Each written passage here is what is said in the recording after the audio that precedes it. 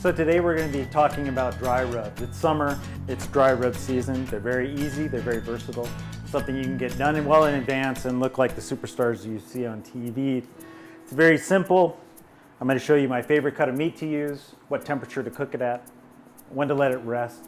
The basis for any dry rub, before I even start playing with all the other ingredients here, is a sugar and salt base.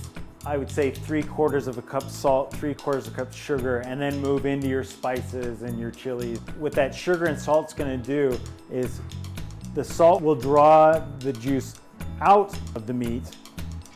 Then it's gonna pull the flavors of your rub back into it. I prefer using demerara sugar, which is, it's not completely refined. Neither is it a dark one, which will burn. This is sel gris, so you have the taste and the minerality of the salt. This is skimmed off the marsh. Very good flavor, a great crunch to it, even over a long cooking time. This is fleur de sel, but many for a dry rub, plain old kosher salt works wonderfully. As long as you have a really good sugar, a really good salt, and play with your different salts, a good mustard base, some fresh paprika, and you're off to go. This is a bone-in, or the butt, the shoulder piece of a pig.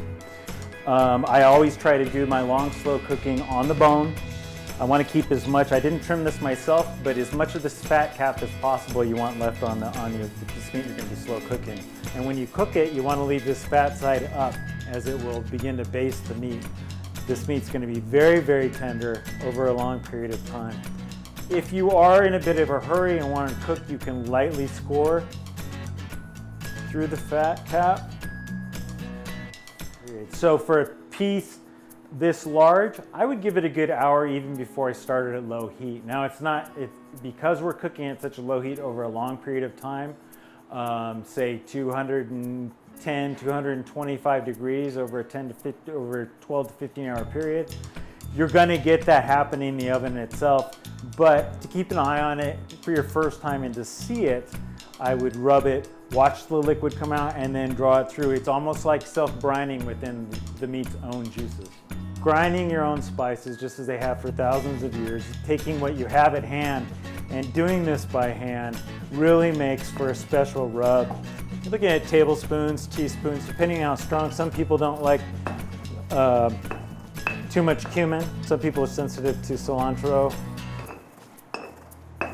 Coriander has a lovely orange to it that I like using with pork in particular. I'm looking for a uniform grain to it all. I don't want any large pieces. So your rub's done. You've done at least one time the recipe, hopefully two. And again, a good basic recipe can be found on our website.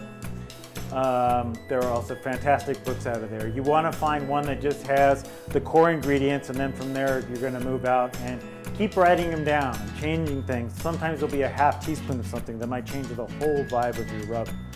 I use this very liberally. You want to just give it a really healthy dusting of it. And again, once this melts and as the liquids are pulled from the meat and then pulled back in, sometimes I will do a second application. Again, the shoulder cut, great cheap cuts of meat that tend to take best to this type of cooking. Now even fancy sous vide cooking, where we cook at 100, I could cook it at 170 degrees, which is our target temperature, for 3 days. But I'm not gonna get that bark, I'm not gonna get that smoke. So ancho chili is a chili I reach for when I'm going to be enjoying one of our current vintages. Here we have the 2008 Jordan Cabernet Sauvignon. We get black fruit, cherry, and you're also getting a lot of fruit out of the ancho. Then into a perforated pan, disposable, just your turkey pan you can buy at the grocery store, works excellent for this. I do it uncovered. Then we go into a 225 degree oven.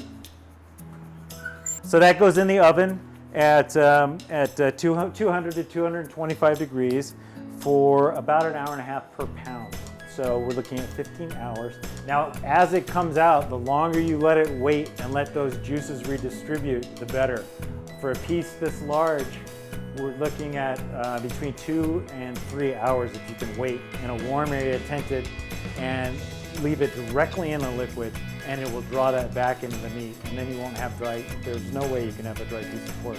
It can be whatever you want. Make it your rub, make it your family's rub. You can pass it down. Someone else is going to take it and change it a bit themselves. It allows us to enjoy our company and then to share the experience with our guests and then change it again and maybe do it the Sunday following.